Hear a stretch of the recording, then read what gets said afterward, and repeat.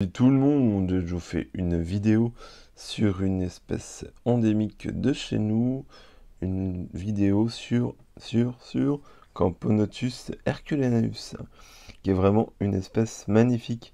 Alors j'espère que vous allez bien voir, je vais la déplacer, hein, mais là c'était surtout pour vous montrer la taille de cette espèce, puisque vous avez une gine qui fait quasiment 2 cm. Je sais pas si vous allez bien pouvoir le voir. Oui, hop, si je la mets là.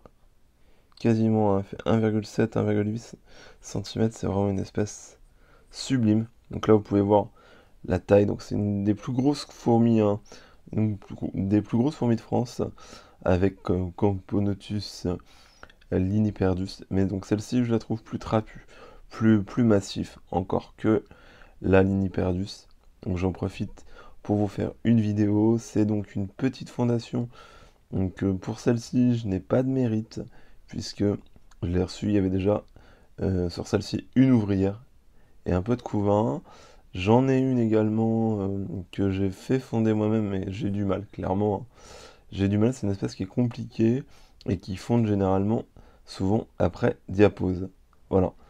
Donc vraiment une magnifique espèce de chez nous, qui se trouve donc plutôt dans le sud de la France et en région un peu montagneuse en altitude.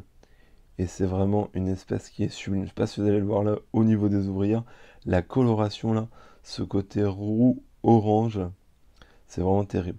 Également les œufs qui sont quand même très spécifiques chez cette espèce.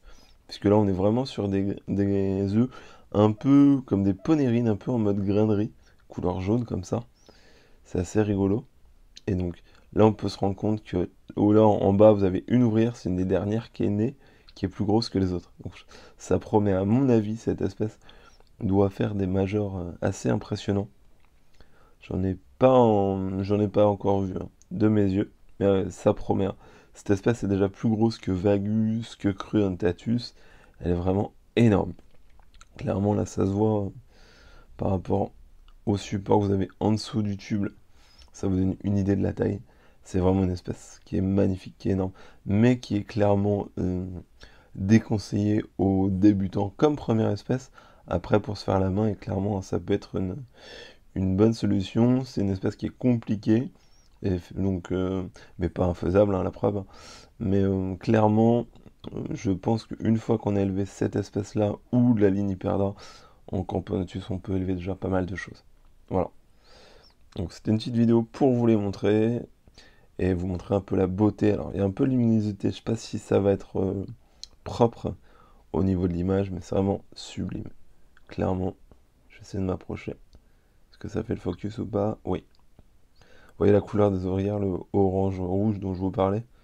C'est vraiment terrible. Voilà. Donc je voulais vous les montrer un petit peu et puis vous en parler un peu. Voilà. J'espère que la vidéo vous aura plu. Je vous souhaite une bonne journée. À très bientôt. Salut, salut.